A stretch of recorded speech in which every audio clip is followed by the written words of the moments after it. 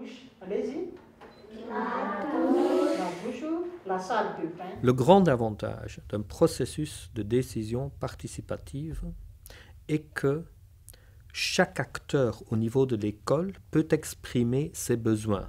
Ce n'est pas seulement le directeur d'école qui décide de l'utilisation de la subvention. Le risque d'une décision monopolisée par le directeur est que la décision va refléter surtout ce que le directeur considère être ses priorités. Et les priorités du directeur ne sont pas nécessairement les priorités des élèves, ni celles des enseignants, ni celles des parents.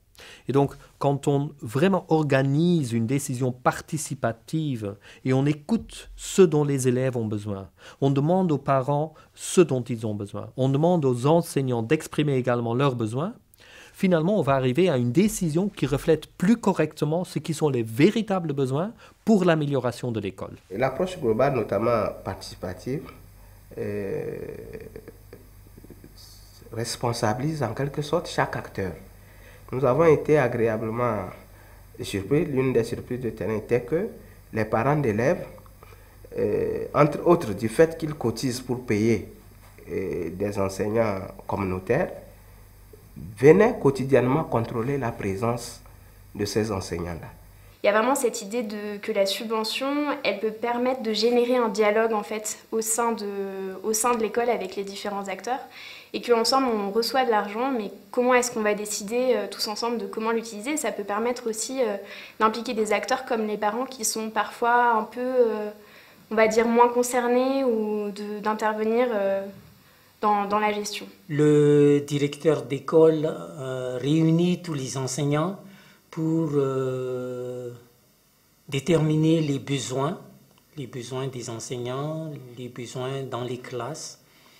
Et après, on établit le programme d'emploi. On soumet à la validation du comité le programme d'emploi.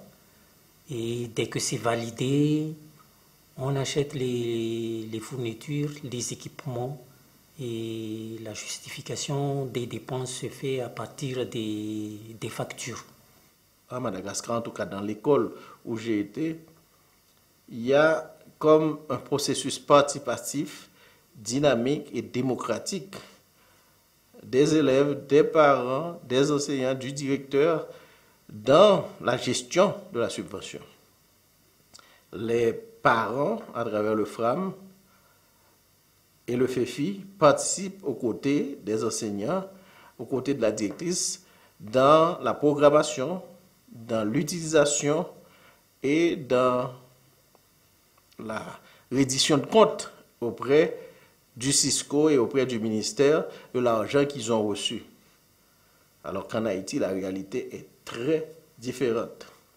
Si ici, le directeur il est quand même un personnage central dans tout ce processus, en Haïti, le directeur il est le personnage qui fait la programmation, qui utilise son argent et qui, à la limite, rend ou ne rend pas compte.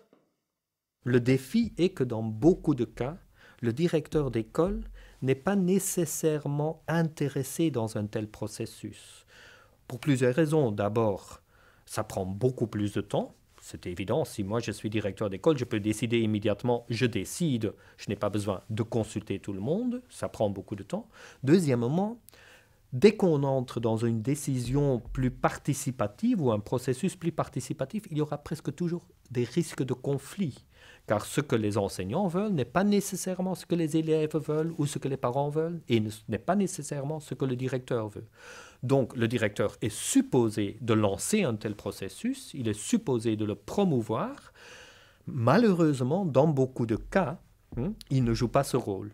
Comment peut-on changer? On peut changer par la formation, par l'information d'abord, l'information des différents autres acteurs que le directeur, l'information aux enseignants, aux parents, de l'existence des subventions et de leur propre rôle, et ensuite par la formation de ces groupes.